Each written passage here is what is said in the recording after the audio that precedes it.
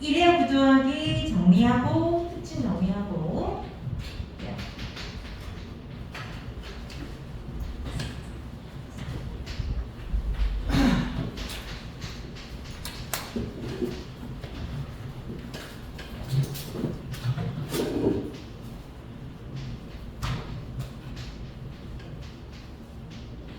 자, 기능 고전 스피드 있고 교술 발레 여러분들이 잘 아는 거.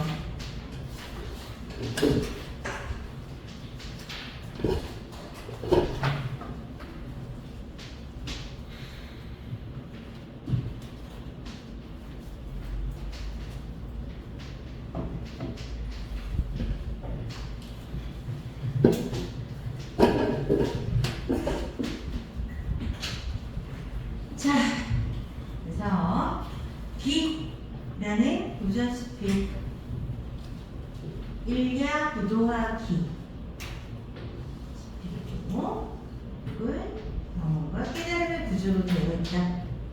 이 일야 구도화기 박지원의 일야 구도화기는 무엇보다 여러분들이 읽어봐서 알겠지만 굉장히 깊이 생각을 한 게 느껴지죠.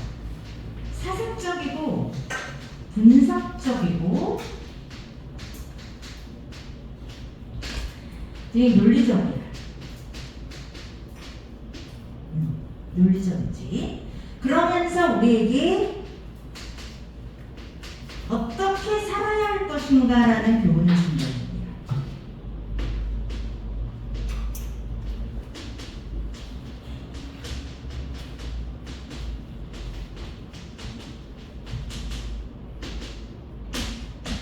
어떻게 살 것인가를 생각하게 하는 문학이 되게 좋은 문학이에요. 그래서 어떻게 살아야 되지? 라고 한번 생각해보게 하는 그런 작품이 되게 좋은 작품이에요. 어떻게 살아라 라고 여기서는 직접 가르쳐주고 있긴 하죠. 수필은. 수필뿐 아니라 시라든지 소설이라든지 마찬가지죠. 고민하게 하고 성찰하게 하고. 자, 그러면 여기서 경험과 깨달음이라고 했는데 다시 한번 구조를 한번 나눠볼게요.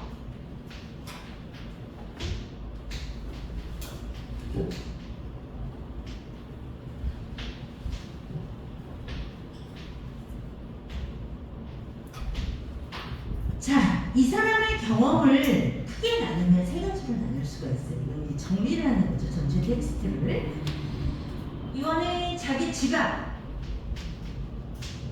계곡, 물소리.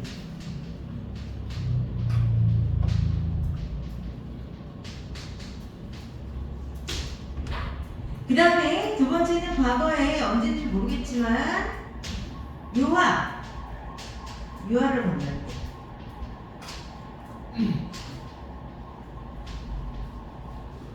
그 다음에 지금, 현재.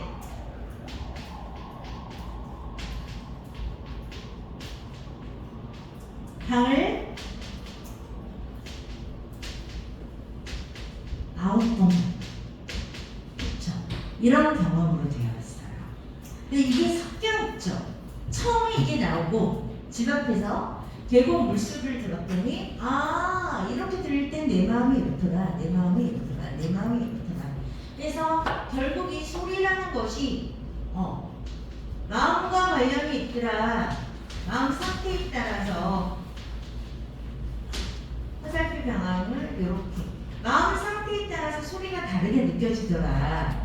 를 그때 느꼈고 과거 유화를 건널 때가 있었는데 처음 요동 땅에 와서 그 부분 있잖아요. 그 부분이 현재부터 과거죠. 근데 그때는 이게 갑자기 물살이 불어나가지고 사람들이 다 하늘을 보고 있었다는 거지. 근데 이때 느낀 건 뭐냐면 눈.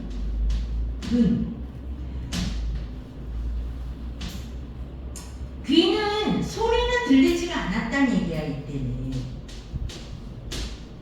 왜냐면 낮이었거든. 낮. 이때는 낮이었어. 내일. 그런데 지금은 밤에 건넜잖아. 나이트야. 그러니까 눈은 문제될 게 없어. 까마니까 안 보이잖아. 귀. 소리 들리더라는 얘기지. 자, 그래서 요로 일련의 경험을 바탕으로 해서 자, 어떤 깨달음을 가졌냐면 이때는 우리가 눈과 귀로 본 것들, 어떤 바깥의 어떤 소리, 그리고 모양 이런 것들은 외모인데 외모에 현혹되면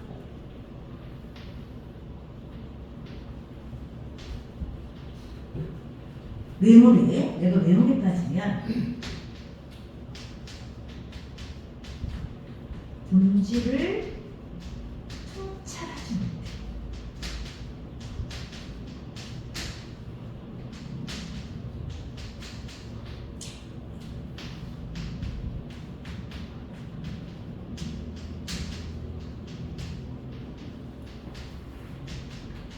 마음이 흔들리는 거지. 오판을 하게 되고. 그렇죠? 그래서 외모에 현혹되면은 본질을 통찰하지 못한다. 즉 외모에 현혹되지 말고 사물의 본질을 바라보자. 본질, 얘는 강이야. 강 소리, 강의 그 모습, 거기에 내가 너무 현혹되지 마자. 강은 강일 뿐이야. 라는 거죠.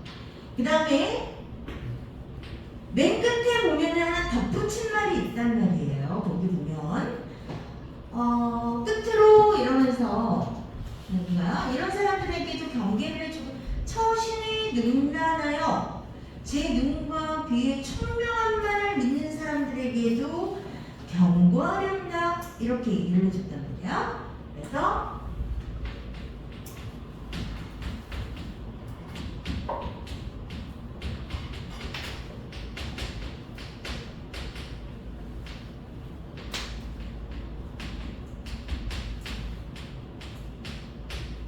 이 처신이 능란하다라는 말이 여기서 나오지만 자기 귀, 눈 이런 것들을 믿는 사람이야. 이런 것들을 믿는 사람이라는 거죠. 그러니까 행동도 그렇게 하겠지. 달달하게. 그렇죠? 그러니까 그들에 대해서도 이 이야기를 통해서 경고를 해주고 싶다. 이렇게 얘기를 하는 거죠. 그래서 자 얘기했듯이 경험과 깨달음의 구조다. 경험과 깨달음의 구조이고 그 다음에 이 경험 부분이 자 입체적 구성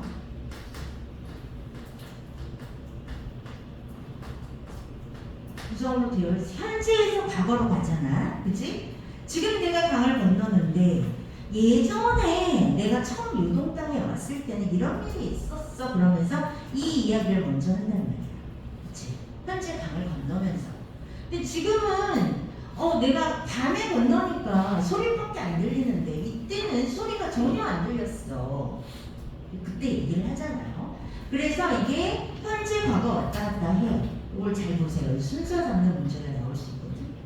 그래서 결국은 눈과 귀는 믿을 게 못돼. 이렇게 얘기를 한 거죠. 눈과 귀는 믿을 게 안 돼. 자, 사물의 본질을 봐야지. 이렇게 얘기를 했어요. 자, 여기 상관구조. 4번은 이제 표현 방법에서 명언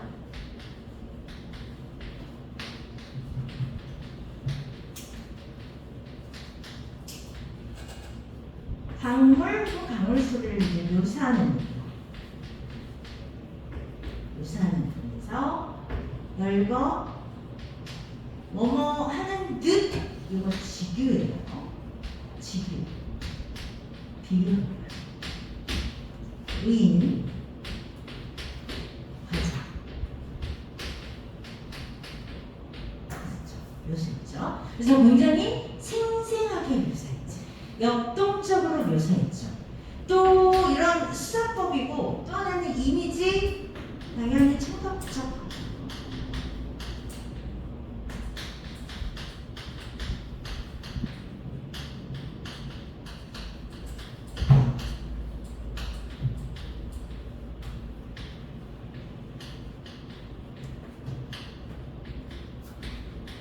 역동적 이미지, 다이나믹한 그런 이미지로 다양한 표현 수사법, 그때 뭐가 쓰였는지는 체크할 수 있죠. 청각적, 시각적 이미지. 그러니까 표현 수사법과 이미지를 사용해서 단물의 소리를 묘사했다. 자, 그 다음에 우임금의 묘사.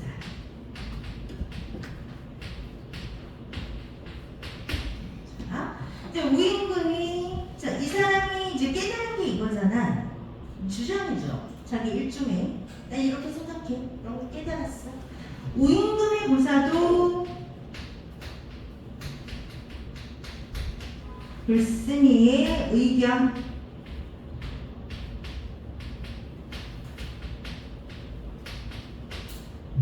의견에 설득력을 더해주는 역할을 하죠. 이날 우임금을 봐두리 이렇게 얘기하면서, 자, 그러면서 또 이게 뭐냐면 이게 있죠. 강을 건너는 일이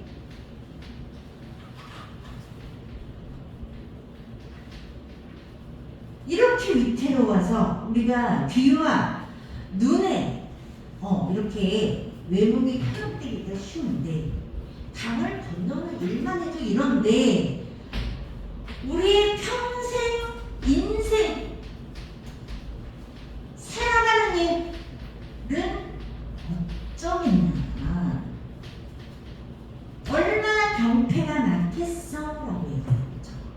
그렇죠? 이게 나도 얘기했지만 유사성을 전제로 추리하는 거고, 강을 건너는 일이라는 아주 개별적이고 구체적인 사건이지만 우리 이 인생, 이거는 보편적 진리 이치라는 거죠. 그러니까 이렇게 구체성이 있는 사건에서 그것을 보편화시키는 능력 있죠. 이게 사고의 확장이죠.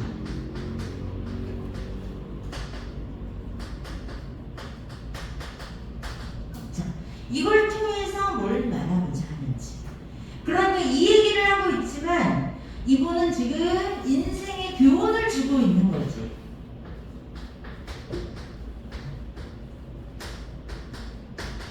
그래서 교훈적이야, 이 스피릿. 이제, 야, 내가 강을 건너갔는데, 강을 건널 때도 이런데, 우리 인생이 강 건너는 것보다 훨씬 더 많은 위태로운 일이 있을 거야. 그때마다 내가 본 거, 들은 거에 내가 현혹되면 어떻게 이 험난한 세상을 헤쳐갈 수 있겠니? 사고의 본질을 제대로 보고 내 마음에 평상심을 지키면서 올바르게 보면서 살아가야 해라는 교훈을 주는 거죠. 아시겠죠? 그래서 이게 사고의 확장이 일어나는 유추. 그래서 이 부분을 두고 이 부분과 같은 서술 방식이 쓰인 것은 무엇인가 라고 줄 수 있어요. 여러분들이 찾을 수 있어야겠죠. 자, 그래서 다시 한번 배우고 나서 정독해 보기를 선생님이 권하고, 왜냐하면 이게 조금 헷갈리게 되거나 그러면 어렵습니다. 그래서 다시 한번 그 순서 한번 이렇게 체크해 보시면서 정해준 대로 경험 후에 그래서 깨달았구나, 이렇게 체크를 해주시면 될 것 같아요.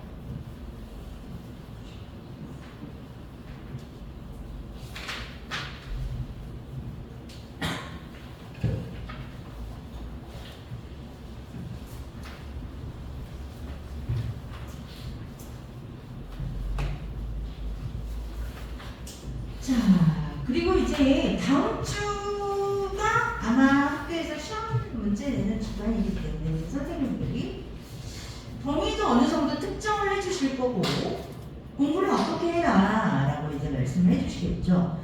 그 고등학교 3학년 5월 모의고사 지난번에 본 거였잖아. 거기에서 일부 연계 출제하겠다고 하셨다고 했는데 그래요? 한대시 그런 말 들은 사람? 5월 모의고사 5월 들었어? 시? 문학? 그래. 알겠습니다. 자, 그러면은 주체를 가지고 우리 1화 구조하기 다시 한번 얘기하지만 다시 한번 정독하고 문제 풀어보세요. 이게 좀 시간이 걸리고 어려운 거는 미리미리 여러분들이 해놓으시는 게 마음이 편하죠. 그리고 자, 촉규화 보실까요? 촉규화? 촉규하고 출명사는 짧기 때문에 이게 다 할 수 있습니다.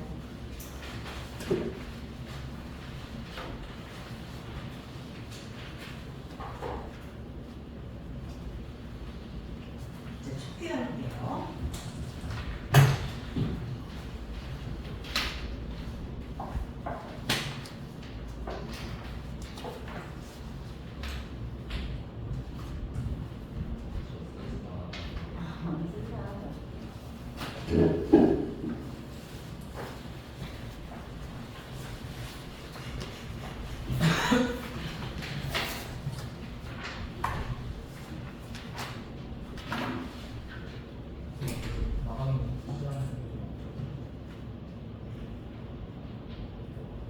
시간 것 같은데 왜냐면 지금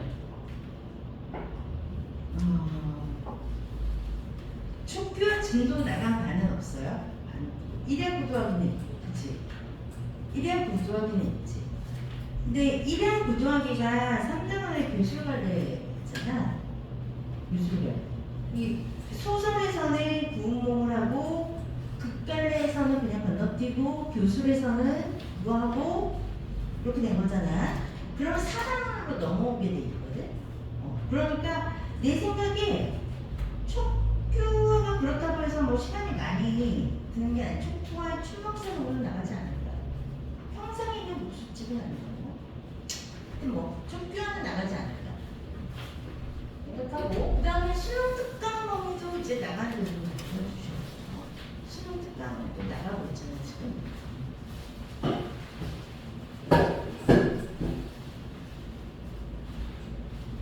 자, 촉규화가 뭐냐면요 이게 꽃이거든. 접시꽃을 보고 작가가 중요해요. 여기서는 외제적 관점 중에서 작가적 관점이 중요해요. 왜냐하면 작가가 우리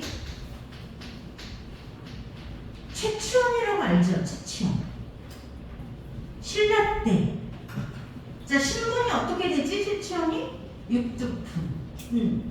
육두품은 상골이나 중골이 될 수 있었어? 없었죠. 그런 신분제사에 태어나서 최치원이 굉장히 똑똑하고 학문적으로 업적도 굉장히 높은 사람인데 그놈의 신분제 때문에 육두품 이상이 안 되는 거죠. 못 되는 거지. 그래서 최치원이 거기에 대한 어떤 절망, 안타까움, 한계 그런 걸 많이 느꼈다는 거야. 당나라에 가서 빈공과에 합격했는데도 당나라에 갔을 때는 신라인이라고 또 차별을 받았단 말이야. 그리고 신라에 왔을 때는 육두품이라고 넌 안 돼. 여기까지 그랬단 말이지. 그것에 대한 슬픔, 안타까움, 자글 그런 걸 꽃을 보면서 느끼는 거야. 꽃을 보니까 쟤가 나야. 천안 땅에 태어났고 벌나비만 보이고 걔를 보면서 자기의 처지를 생각하는 거죠. 자, 그러면 접시꽃 촉규화 한번 보겠어요. 이게 이제 형식이 한시거든.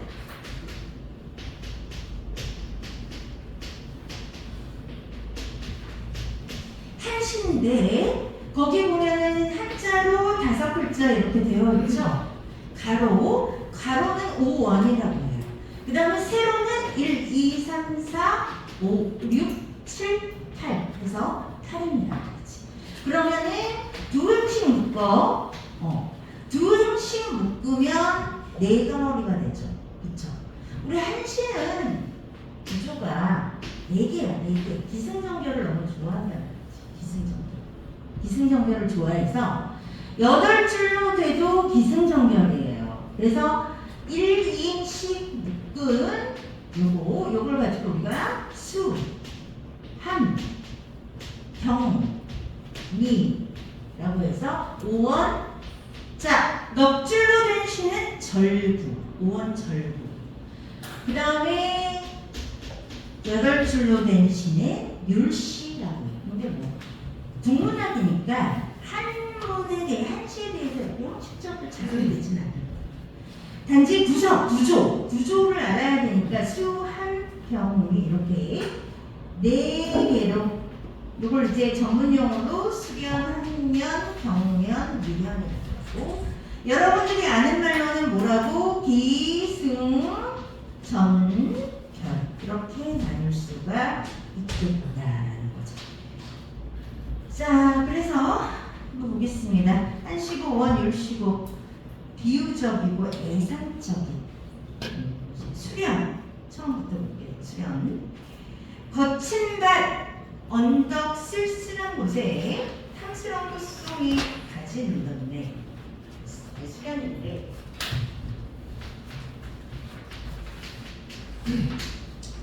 여기서 거친 밭이 나와요. 거친 밭 이줄 쫙 쳐.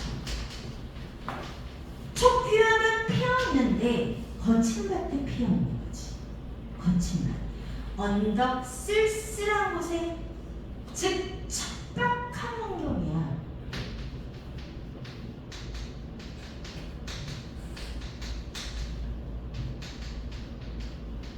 촉귀화가 피어있는 이 환경이 굉장히 척박해. 최치원이 자기한테 이 얘기를 하는 거지. 자신의 출생 환경,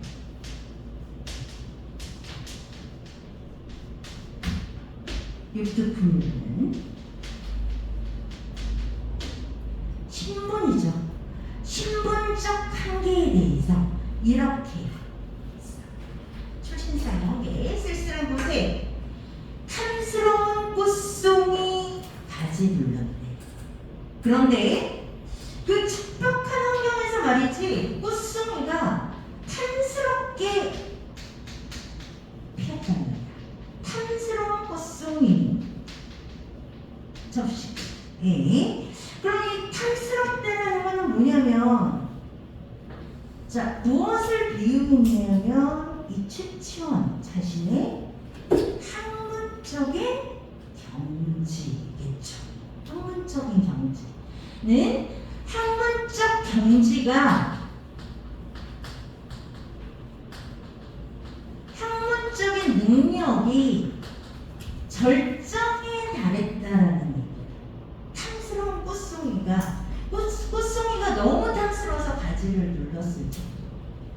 그러니까 지금 척박한 환경에 태어났으나 학문적으로는 굉장히 뛰어난 사람이 된 거지.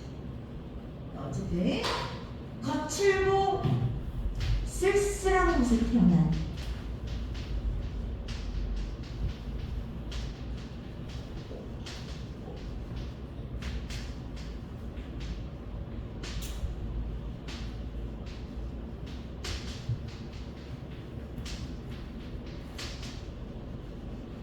좋구나. 자, 한면 볼게요. 매화비 그쵸? 이거 공표인데 매화 여기서 나오는 매화비하고 그리고 보리바람 있죠? 얘네는 어떤 한축적인 의미가 있는 게 아니라 계절감을 알려주는 늦봄이라는 계절감을 알려주는 그런 시어예요. 매 초여름이지 늦봄이라기보다는 초여름. 늦봄이나 초여름이나 뭐 경우가 있지만, 자, 매화비가 그쳐서 향기가 날리고 아까 탐스럽다라고 했잖아. 그렇지? 그래서 여기가 시각이면 시각,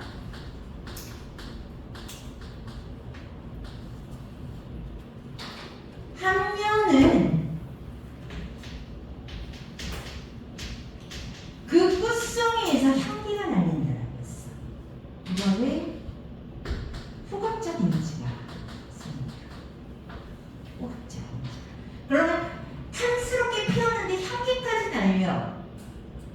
그건 학문적으로 능력이 진짜 절정이에요. 탐스럽게 되고 향기 날려. 그렇죠?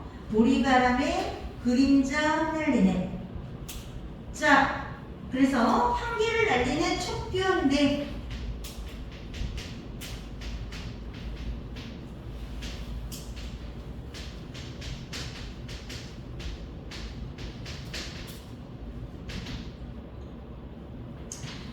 학문적으로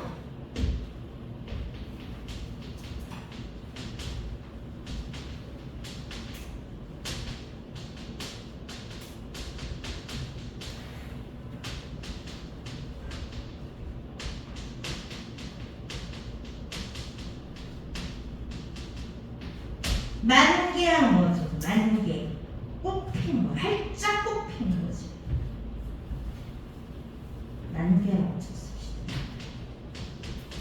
꽃 피었다, 활짝 꽃 피었다 그런 뜻이야. 절정이 거지. 자, 수한. 자. 그런데 자 봅시다. 병에 보니까 술에 탄 사람 누가 모아주게? 술에 탄 사람? 술에 탄 사람.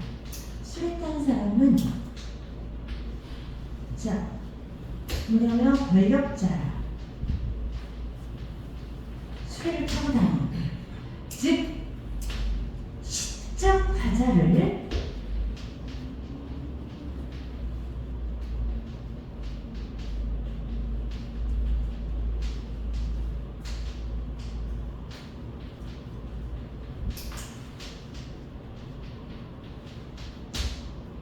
어떤 위치, 자리, 지위에 등용해 줄 수 있는 능력을 가진 권력자를 술에 탄 사람이라고 합니다.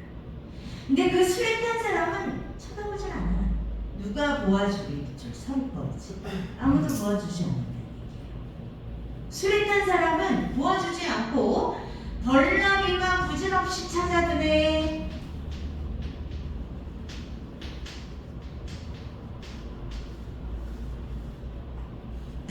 벌나비는 뭐냐면 이런 권력이 없는, 힘이 없는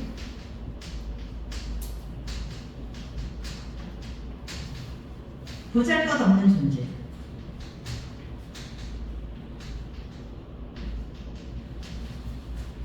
대중입니다. 그래서 결국은 뭐냐면 아니 내가 이렇게 탐스럽게 꽃 피고 향기가 이렇게 날리고 있는데도 술에 탄 사람은 도와주지 않는 거야. 벌나비만 보여. 벌나비만 부질없이 찾아드네요.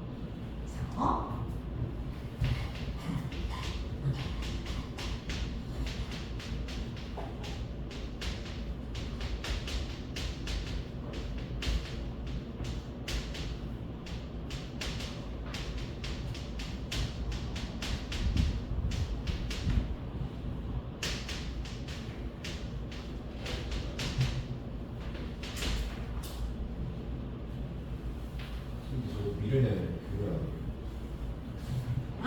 경련. 세 번째 경련. 자 마지막 미련 보면 천안 땅에 태어난 것. 밑줄쳐봐. 저 수련의 맨 1행에 거친 밭 언덕 쓸쓸한 것하고 같은 천안 땅에 태어난 것. 자 자신의 출신, 처지, 태생에 대해서 이렇게 얘기했어. 스스로 부끄러워. 스스로 부끄러워. 자괴라고 하지. 자괴심을, 자괴감을 느끼는 거야. 사람들한테 버림받아도 참고 견디네. 참고 견디네. 자, 천한 출신 때문에 쓰임을 받지 못해도 등용이 못 돼도 참고 견디네. 밑줄 쳐봐. 이게 시적 화자의 정서가 직접적으로 나와 있는 부분이죠. 그죠? 참고 견디네. 스스로 부끄러워 참고 견디네. 밑줄 쳐봐. 직접적으로 나와 있는데 이 미련 같은 경우는 이게 누가 참고 견디는 거야? 누가? 결국 주체가 누구예요? 참고 견디는. 척규하겠지. 그치? 결국 여기서 말하는 사람이 시적 화자란 말이지. 그런데 시적 화자가 척규와의 입장에 대해서 말하고 있잖아. 동일시하고 있잖아. 그쵸? 그래서 시적 화자가 척규와라고 동일시하고 쓴 시예요. 왜냐면 실제로 자기랑 비슷하거든. 너무나 아름답게 탐스럽게 피어가지고 향기를 막 멀리 날리고 있지만 거친 밭에 태어나서 벌나비가 매는 거예요. 촉교에. 그래서 천안 출신에 대한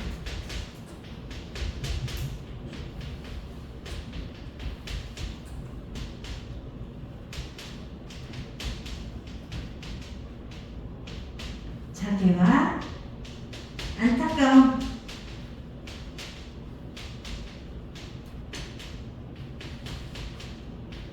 한탄 이거죠.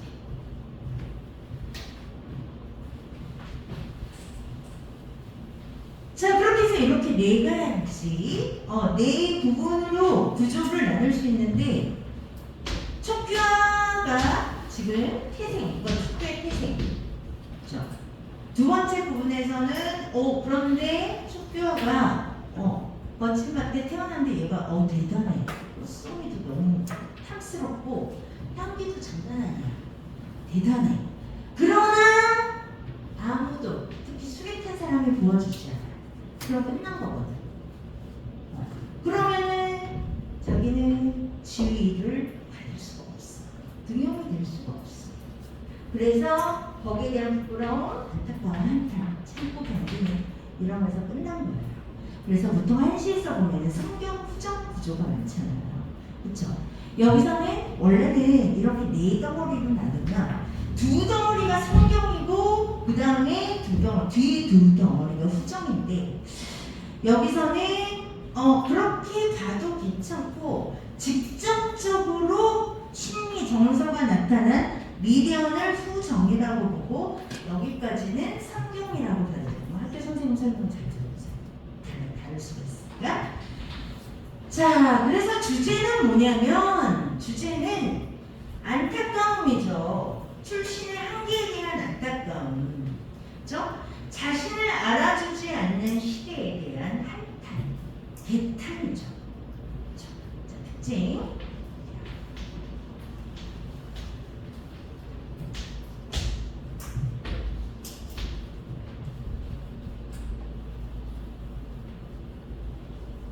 자, 거기서 보면 거친 밭 이렇게 나오죠. 천한 땅.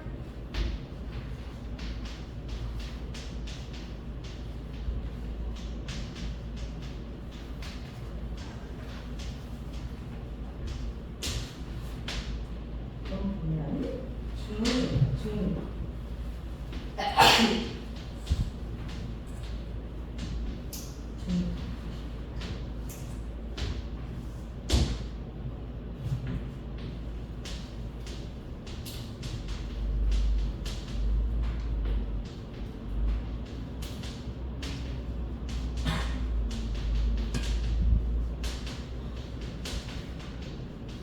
육두품이라는 출신이라는 거지.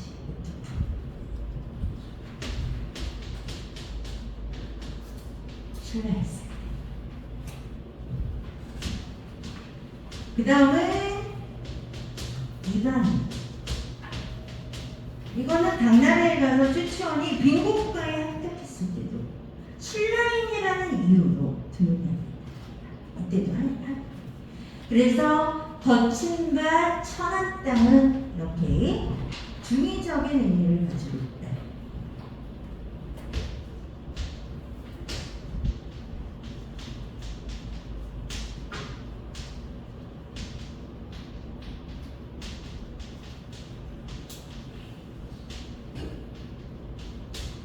그래서 이 촉규화라는 꽃은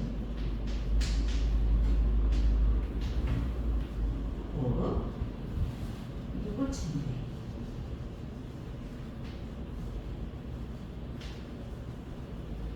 태어난 땅이 천한 땅이고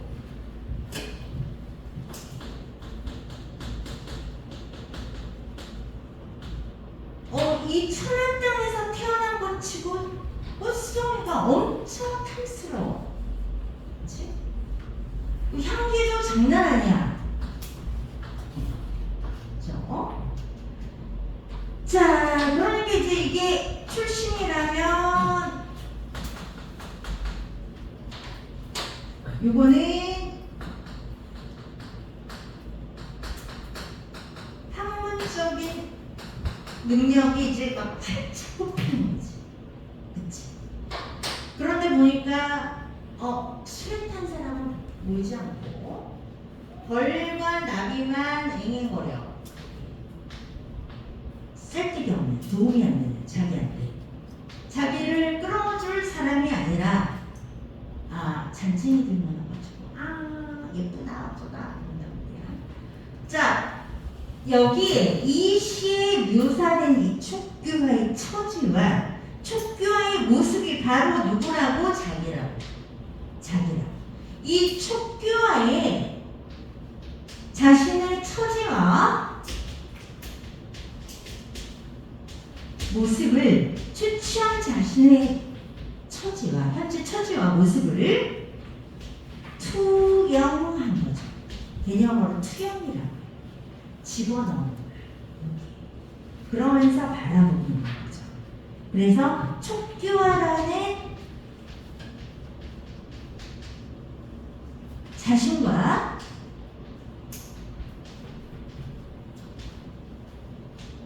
동일시하죠. 촉규화를. 그렇죠? 그래서 자신의 처지와 모습을 접시고 촉규화에 투영하고 있다는 거죠.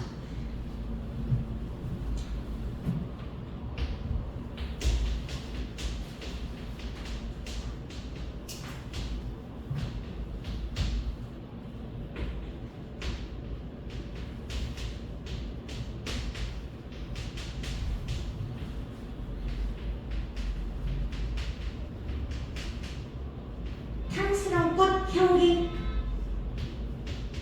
황문청입니다.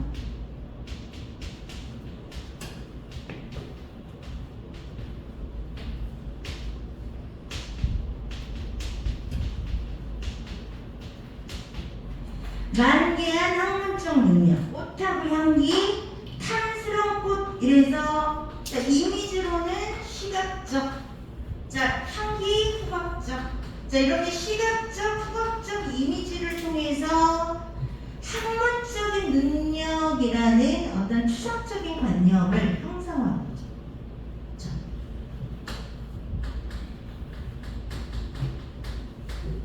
추상적 관념에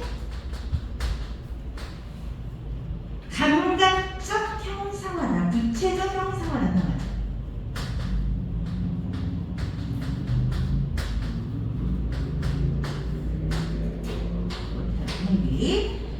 그 다음에 술에 탄 사람.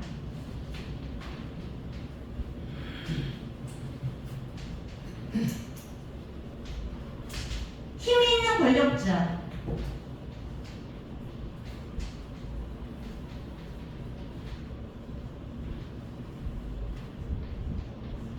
힘 있는 권력자. 그 다음에 별과 나비는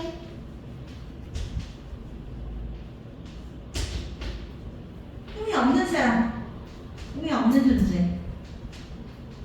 아무리 와 예쁘다 좋다 이렇게 촉규화를 보고 잘해도 그냥 머물다가 갈 사람, 나를 픽해줄 사람은 아니라는 거지. 그래서 이것도 대조가 되죠. 대조를 통해서 시청자의 처지.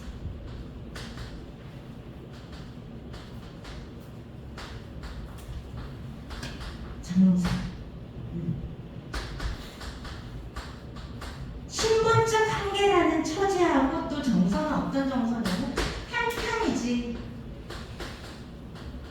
비탄이라고도 하고 다른 말로 비탄, 슬픔에 찬 탄식탄. 탄식을 하는 거죠. 아, 이 사람들이 봐줘야 되는데 얘네만 벌만 오면 뭐해, 나비만 오면 뭐해. 그래서 대조의 방법도 쓰였다는 거지. 그러니까 대조, 비유, 상징 쓰였어요. 그 다음에 자, 지금 이제 한시인데 성경정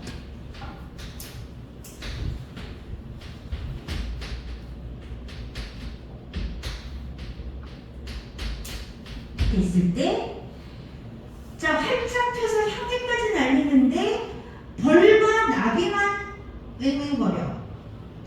성경을 보고 이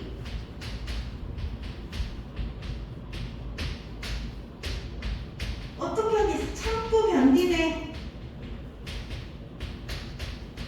그렇죠. 그리고 성경 정의 구조, 한시 일반적인 구조죠. 그래서 참고 견디네라고, 자, 직접적으로 정서가 제시된 부분이 있다.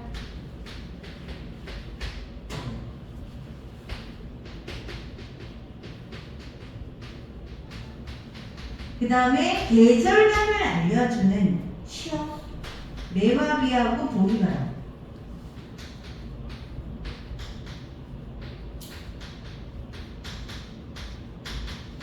자, 이거는 계절감을 알려주는 시어인데 초여름.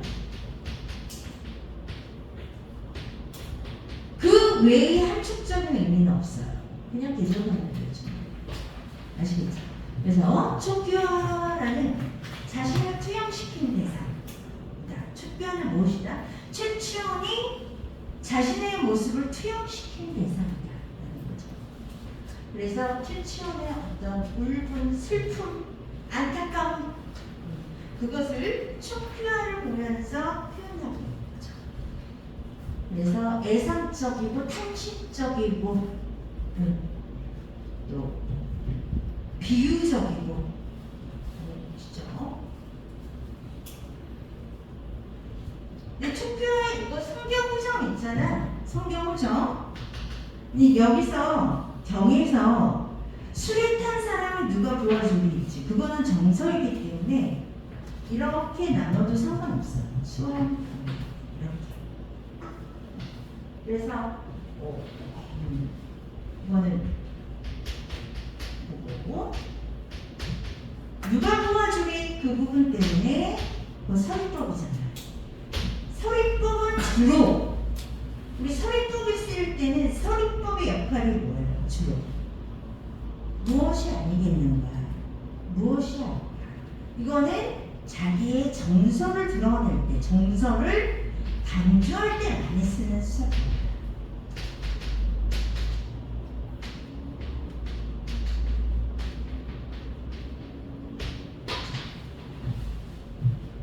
어렵지 않죠? 촉규 짧으니까.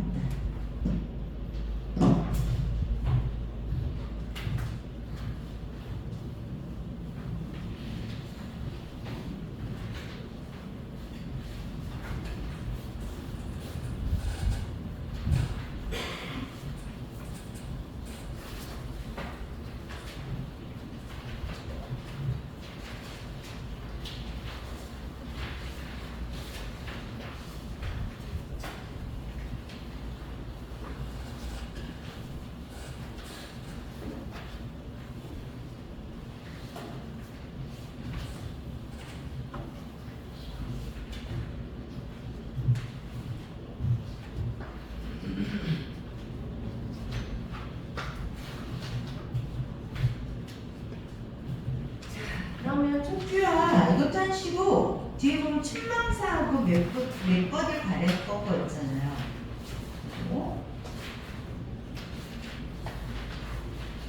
교과서는 아마 여기까지 하고 나머지 수능 특강 나올 것 같은데 보니까.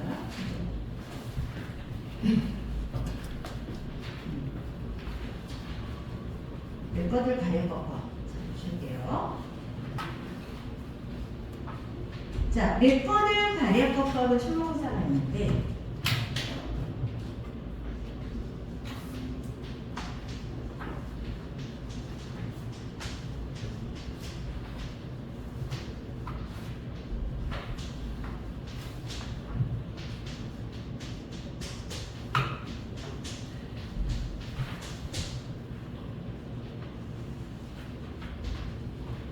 자, 여기서 좀 배경학습이 약간 필요한 게 이게 평시조이고 이거는 한시란 말이야.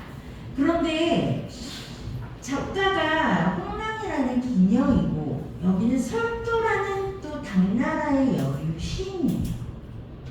그러니까 우리가 국문학을 어떻게 정의하느냐의 문제가 생겨. 여기서 이 앞에 그 개념이 있는데 학교에서 개념학습을 할지 모르겠지만 시험에는 나왔어요.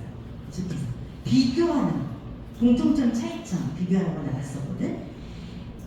그러니까 국문학이라는 것이 무엇이냐라고 봤을 때 조건을 맞춰야 되는 거지. 조건. 일단은 한국인이 한국말로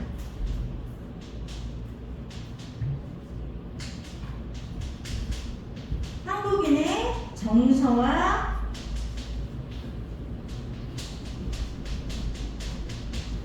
사상을 담은 문학이 우리가 국문학이라고 하는 거야. 국문학. 근데 국문학인데 이 조건에서 우리가 한시 많이 배웠잖아. 보리타작도 배웠고. 그죠? 지금 아까 배운 거 쪽교와 그것도 한시잖아. 그러면은 여기 두 번째 조건에서 지금 걸리는 거죠? 그렇죠. 국문학의 세 가지 조건 중에서 작가, 한국인, 작가라는 조건, 언어라는 조건, 그 다음에 이거는 내용이죠. 요 3조건을 만족해야 되는데, 3조건을 만족해야 되는데, 여기서 요게 한국말이 아니라 중국말일 경우는 다주자 이렇게 된 거지. 요게 한시긴 한데 한국인의 정서와 사상을 담았다? 그러면 그거는 국문학으로 치자 이렇게 한 거예요. 그렇죠? 그러니까 뭐 최치원이라든지 아니면 정약용이라든지 한시를 지었지만 그게 한문으로 되어 있긴 하지만 한국인의 사상과 정서를 담아냈기 때문에 그건 국문학이야. 우리가 이렇게 분류를 하기로 했단 말이에요. 그런데 이 춘망사는 작가까지도 중국인이야. 설도라고. 그래서 얘는 중국 문학이에요.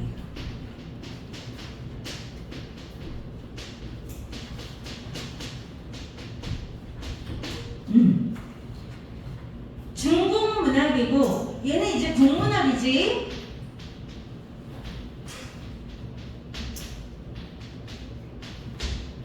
국문학이죠. 그러니까 차이점과 공통점이 있을 것 같아요. 근데 중국 문학은 중국에서 배워야 될 거 아니야. 중국 애들이. 그치? 우리는 국문학을 배우고 우리 국문학이잖아. 지금 문학이잖아. 그런데 나온 이유가 있겠죠. 나온 이유가 있어.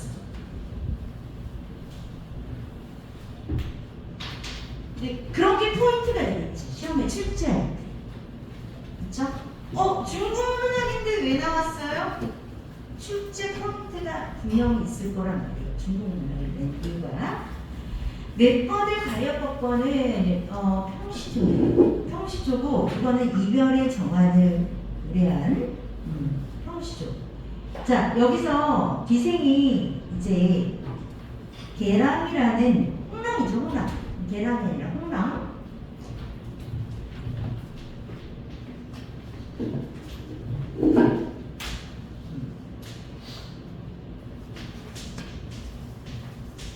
자, 이거 두 개 다 하고 나서 비교 분석. 공통점 차이점. 자, 몇 번을 가려먹고 이거는 이제 평시조인데 평시조는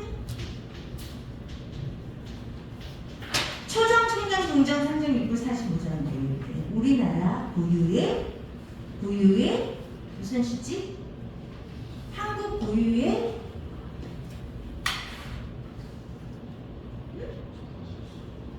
세 글자. 형태가 정해져 있잖아. 정형시. 그렇지. 우리 고유의 정형시야.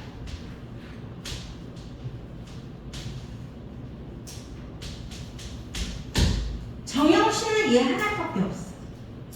형시죠. 얘 하나밖에 없습니다. 나머지는 정형성을 갖고 있어도 정형시라고 하진 않아. 정형시야.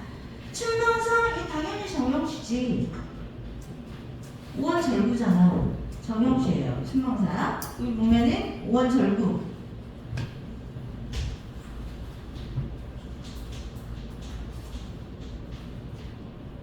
중국의 정형시야.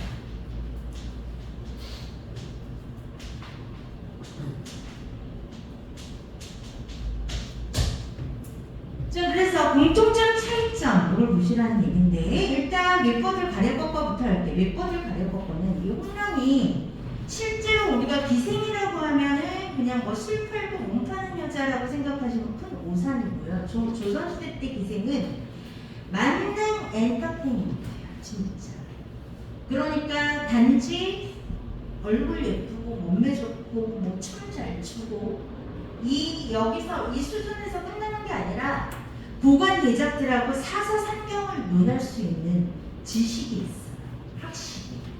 그러니까 뭐 이조 참판이라든지 정상이라든지 승상이라 이런 사람들하고 유교 경전 얘기를 할 수가 있어. 한시도 지을 수가 있어. 시조도 짓잖아. 한시도 짓고 엄청나게 똑똑하다는 얘기지. 그것뿐만이 아니라 글씨도 잘 쓰죠. 서예. 그렇죠? 글씨도 잘 쓰고 노래도 잘 부른다는 거지. 춤도 잘 춰. 악기도 잘 들어. 그야말로 맞는 퍼펙트 엔터테인먼트야. 그런데 이 기생이 그랬기 때문에 조선 후기에 우리가 일제강점기를 거치면서 독립운동할 때 여성이 독립운동가에 앞장섰을 때 기녀들이 제일 먼저 앞장섰어요. 얘네들이 기획하고 브레인 역할을 했었죠. 그래서 이 팩 설명을 하는 이유가 뭐냐면 기생이라는 것에 대한 고정관념을 버려라라는 거예요. 자, 그리고 특히 이 홍랑은 최경창이라는 사람하고 정말 사랑을 했어. 이게 최경창하고 헤어질 때 최경창한테 맷버들 바지를 꺾어서 주면서 한 말이야. 홍랑이 이제 영원히 못 만나게 되잖아. 기생한테 그냥 잠깐 머물다가 가는 거니까 사람들이. 그런데 둘이 정말 사랑을 한 거야. 그래서 홍랑이 그 이후로 다른 남자를 받지를 않았고 최경창만 생각을 했는데 최경창이 나중에 병들어서 죽게 된 거야. 그래서 최경창의 친구가 홍랑한테 와가지고 그 사실을 알려주니까 홍랑이 가서 최경창 죽을 때까지 돌봐주고 그 다음에 그 무덤 옆에서 3년을 살다가 죽었다는 얘기였지. 그러니까 순애보가 있어요. 나름 이 히스토리가 있어요. 러브 스토리가 있습니다. 자, 이렇게 헤어지는 순간에 준 건데 몇 번을 가려 꺾어 보내노란 님의 손들.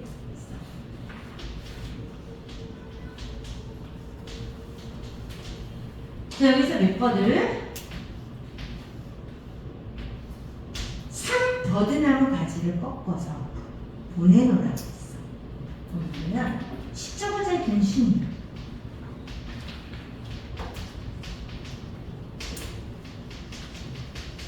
우리 진달래꽃에서 진달래 같은 거지.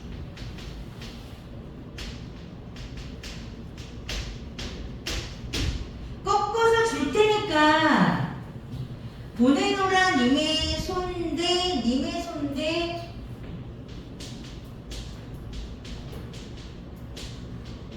보내노라 님에게 그런 뜻이에요. 형태서 분석하면 쪽에서 이렇게 님에게 조치법이네. 꺾어서 보냈어.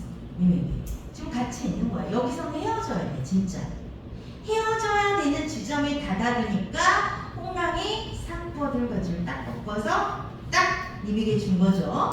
그러면서 이 시조를 읊었다고요. 자신은 님께서 주무시는 창 밖에, 즉 님이 계신 곳 가까이에 심어두고 보세요라고 했죠. 대화체를 썼어. 대화체, 대화하는 거죠. 최경창한테, 상대한테 말을 거는 어조죠. 밤비 새 입꽃 나거든 날인가도 여기소서 종장에서 뭐라고 했냐면 산버드나무 가지를 줬으니까 밤비, 밤에 비가 오면 거기서 새 잎이 날 거 아니야. 새 잎. 새 잎이 나면 자 거기 밑줄 종장을 붙여주세요. 우리 시조에서 주제 그리고 시인의 그 의도가 나타나는 그 종장이에요. 종장. 새 잎이 나면 나인 줄 여기세요. 그 얘기야. 나인 줄 여기세요. 이 얘기죠. 그러면 나라고 여겨요. 나 홍당이라고 여겨요. 그 얘기인데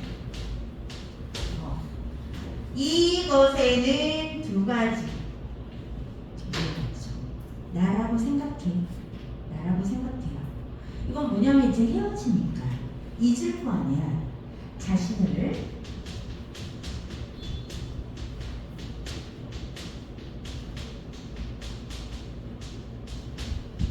잊지 않기를 바라야 한다.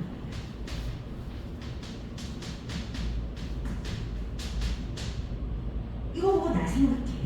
나 잊지 마. Don't forget me. 예. 두 번째는 뭐냐면 나도 너 안 잊을게. 이거 나 너 계속 생각하고 있다. 멀리 떨어져 있지만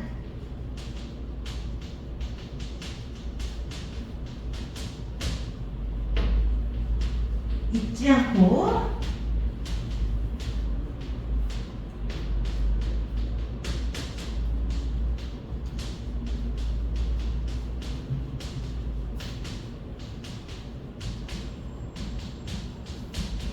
이라는 거죠. 그러니까 나를 잊지 말아줬으면 하는 소망하고 나 당신 잊지 않을 거야 라는 의지 이 두 가지 그 누가 다 들어가요. 맞아. 새 잎이 나면 나라고 생각해. 나 잊지 마. 나도 너 잊지 않을게. 그 어떤 사랑의 정표이자 매개물이죠. 시적화자의 분신이면서 정표이자 이 둘을 이어주는 사랑의 매개물 역할을 하는 멤버들이지. 그렇죠? 그래서 자 특징은 뭐 간단히 하면 자연물 멤버들 자연물을 통해서 시청자의 정보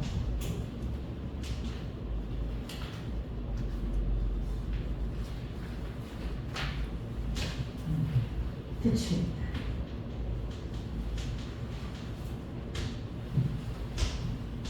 그 다음에 청자에게 말을 건네넣어줘.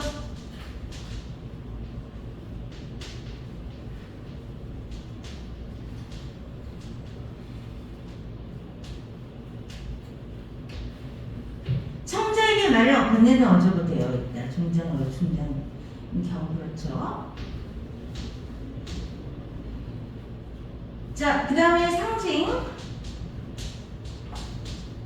멤버들이 상징이잖아요. 시청자의 분신, 시청자의 사랑이고, 그리움이고, 그쵸? 그건 상징이고. 그 다음에 보내노라 니네 손대 놓치도 없어. 자, 다양한 수.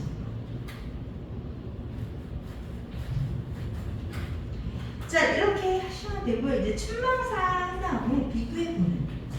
춘망사 기승전결.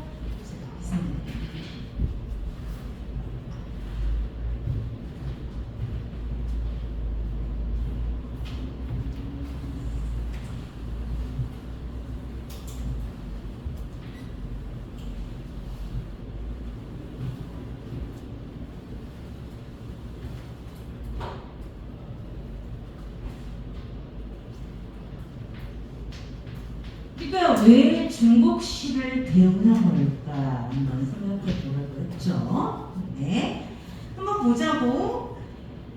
기승전결에서 이제 5원 절규고요. 꽃잎은 하염없이 바람에 지고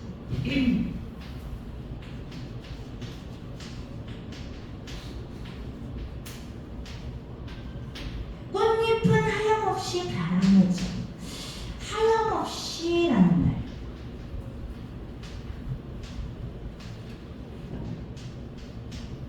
이거는 이제 일관되게 자연의 섭리를 얘기하는 거예요. 자연. 때가 되면 자, 자연이라는 것은 때가 되면 꽃잎이 져 바람이 진단 말이에요. 그렇죠? 계절이 변화해.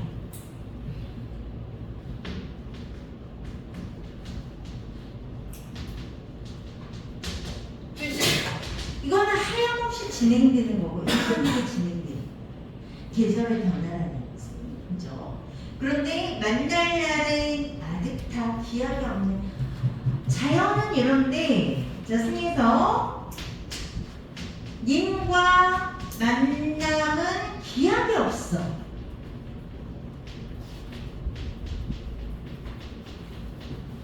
님과의 만남은 기약이 없는 거야.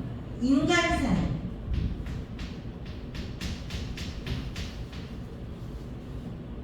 얘는 기약이 없어. 얘는 일반되게 꽃잎이 진단 말이에요. 독립되면. 자, 요거 자연과 인간사와의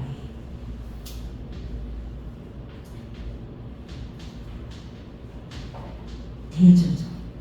대조. 대비지. 얘는 기약이 없고 얘는 일관되게 그때그때 계절이 변화하는 게 반복돼. 시간이 흐르고 이 대조. 자, 이 대조를 통해서 대조나 대비는 강조라고 했잖아요. 무엇을 강조하는 거예요?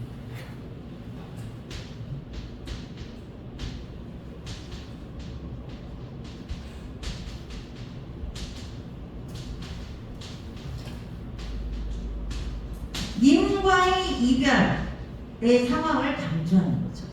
그런데 여기서의 이별이나 부재의 상황은 뭐냐면 기약이 없어.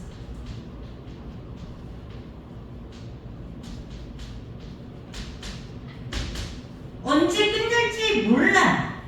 그 상황을 강조하죠. 전 무어라는 뭐냐면 그냥 감탄사예요. 감탄사. 특별한 의미가 없고 맘과 맘은 맺지 못하고 한갓뒤 헛되이 풀림만 맺으려는 곳. 자, 이건 대부분인데 전결은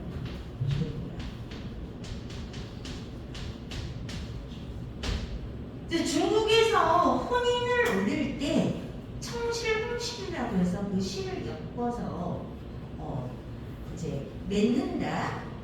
그래서 거기 보면 불결동심인이라고 되어 있잖아요. 그 혼인에서 유래된 거라고 하는데 맘과 맘은 맺지 못하고 라고 하는 거는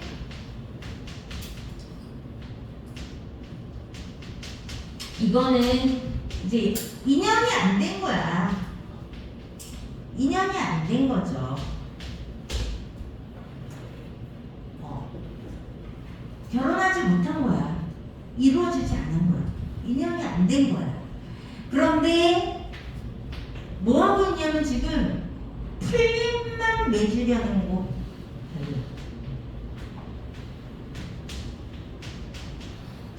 풀림만 맺고 있어. 자, 맘과 마음은 맺지 못했는데 풀림만 맺고 있다.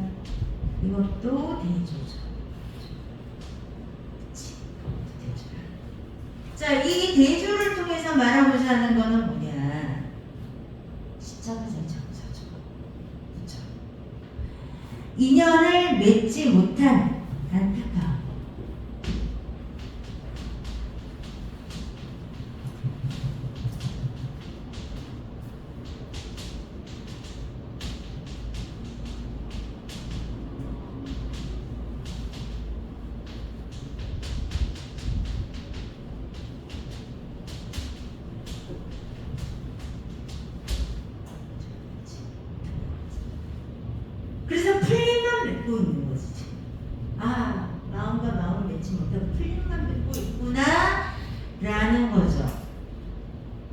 그래서 기약 없는 우리 만난 이별의 상황에서 안타까워하는 거야. 이별의 상황에서 자 이별이라는 상황에서 안타까워하는 거죠. 정서. 이별의 정황이란 말입니다.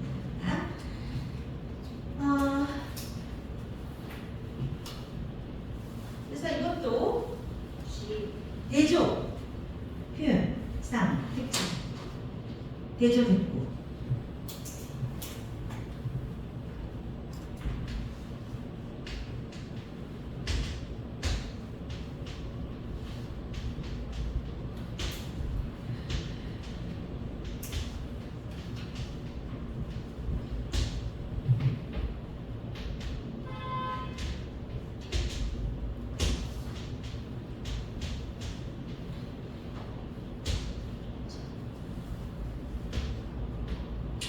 틀림을 맺는 행위를 통해서 뭘 보여주는 걸까요?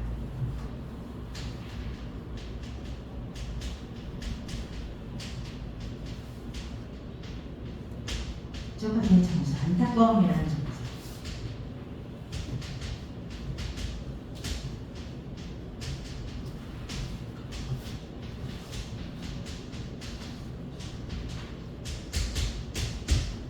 자, 그러면 지금 이제 두 개 배웠죠?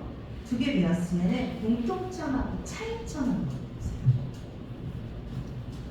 그걸 여러분이 찾아보세요.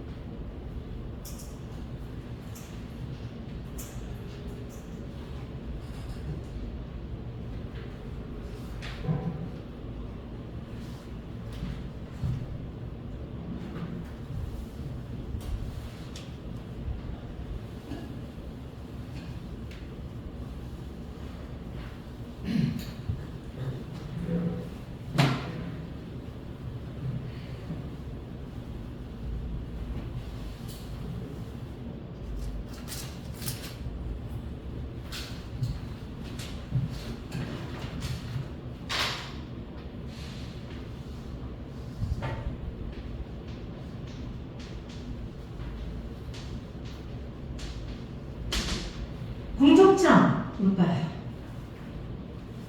오늘 그 공통점 차이점을 하고 끝낼게요.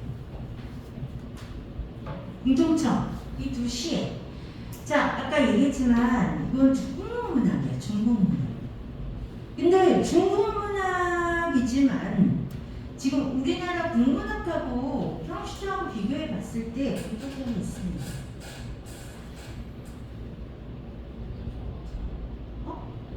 여성화자. 네, 네, 맞아요. 그걸 이렇게 하죠. 이별 후의 정한이라는 주제와 여성화자.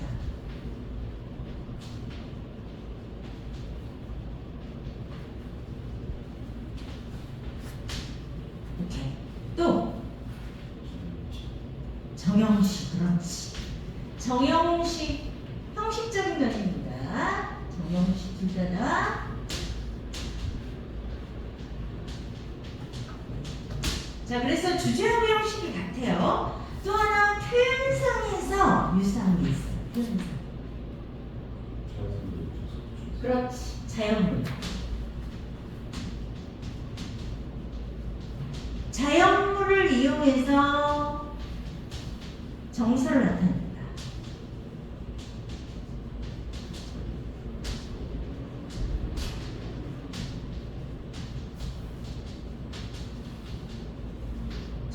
이게 공통점이에요. 자, 이번에는 차이점. 차이점. 당연히 형식적인 면에서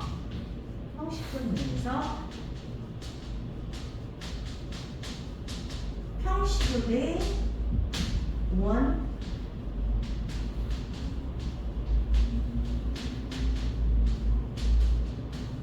한치잖아.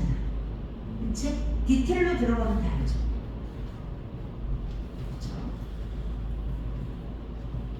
형식뿐만 아니라 작가도 물론 작가가 나는데, 자, 홍락이라는 한국인, 중국인이야.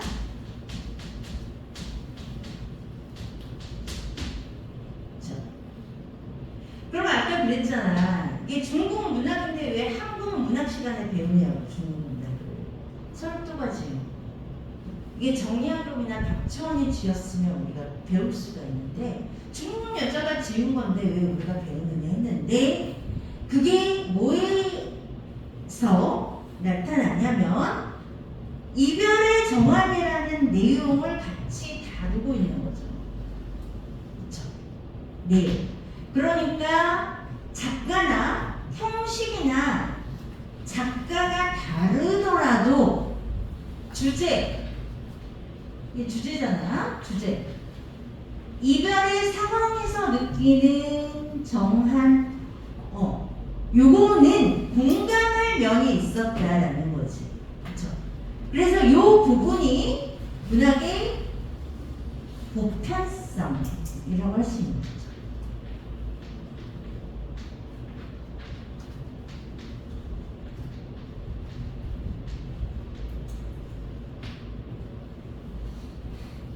문학의 보편성이라고 볼 수 있는 거지.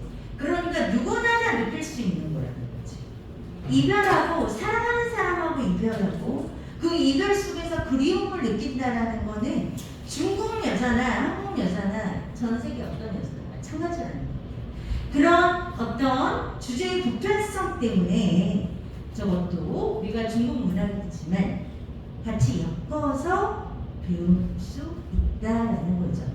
차이점도 없어요? 표현성 차이점 찾아볼까?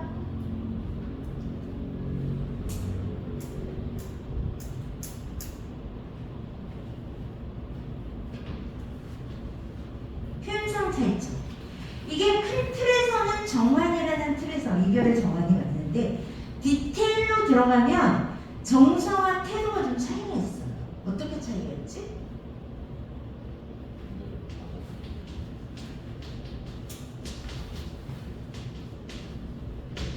정서와 태도 면에서 물론 큰 틀에서 보면 그리움이고 슬픔이잖아. 그런데 우리 몇 번을 가려법고에서의 정서와 태도는 뭐냐면 꺾어주면서 표현을 해. 나를 생각하라고. 그죠? 나 잊지 않을게. 나도 너 잊지 않을 거야. 그건 좀 더 적극적인 의지, 소망 이런 것들을 표출한단 말이지. 그런데 여기서는 그냥 꽃을 하얀 지는 꽃을 바라보고 있고 풀만 맺고 있잖아. 그쵸? 이 자연물을 가지고 의지와 소망을 표현했다라면, 자, 설도는 뭐냐면 그냥 풀잎만 맺고 있는 거야. 그러면서 님과 나도 이렇게 맺어졌으면 좋았을 텐데, 여기서는 그냥 한탄하고 안타까워하고 있는 거죠. 그래서 이렇게 디테일로 들어갔을 때는 정서나 태도가 서로 차이가 난다는 얘기야. 알겠죠? 그래서 이거는 중국 문학과 우리 문학을 비교했을 때의 어떤 문학의 보편성에 대해서 문제에 나올 수 있고요. 그 다음에 우리가 뭐 정형식 이런 차이점 또 공통점 이런 걸 비교해라. 그래서 조건 이렇게 주고 예전에는 그렇게도 나왔었는데 이거는 뭐 서술형이 없으니까. 그 대신 딱 비교했을 때 시험 중간고사 나서 알겠지만, 그러니까 작품이 머릿속에 있는 상태에서 초집중해서 풀어도 틀리잖아요. 그렇죠? 그러니까 여기서 핵심적인 소재, 핵심적인 표현, 그리고 이 시랑 이렇게 연결될 수 있구나. 그걸 우리가 공부하면서 머릿속에 집어넣으면서 하셔야 돼요. 이제 진도가 어디까지 나갈지는 모르겠는데 맨 끝까지 진도 나가고 나면 그런 것 좀 연결될 수 있는 것들을 포인트로 총정리를 하려고 하거든. 한번 그 시간이 나왔으면 좋겠는데 지난 중간고사 때는 그 시간이 안 나오고 진도 끝내기도 너무 바빴거든. 그래서 일단은 이번 다음 주에 그 시간이야. 그 뭐지? 시험 출제 기간이에요, 학교에서. 그래서 선생님들이 수업할 때 어떤 팁을 주시거나 범위에 대해서도 특정을 할 거니까 여러분들이 정말 수업 시간에 돌지 않고 잘 들으셔야 되고, 그리고 이게 양이 이렇게 많잖아요. 그래서 다음 주에 시험 범위가 특정된 다음에 이제 적중 파이널이 나올 거예요. 적중 파이널 문제집이. 그때 바로 여러분들이 풀 수 있을 정도로 밀리지만 않고 그때 하시면 돼요. 아시겠죠? 그때 오늘 저 주차별 과제 다 2개 다 받았지. 이번 주 플래닝은 뭐 좀 내용이 어제 오늘 한 거 학교에서 하니까 조금 내용이 있는데 그래도 문제 양이 많지 않습니다. 실제로 문제 양은 많지가 않아요. 내용 분석 먼저 정확하게 하시고 문제 양은 많지 않기 때문에 금방 할 수 있어요. 아시겠죠? 특히 구운몽 지난주에 한 거 구운몽하고 오늘 1이하 구도하기죠. 그거 제일 먼저 끝내놓으면 좋아요. 이제 어렵게 나올 수 있습니다. 자, 오늘 좀 10분 일찍 끝나게 됐는데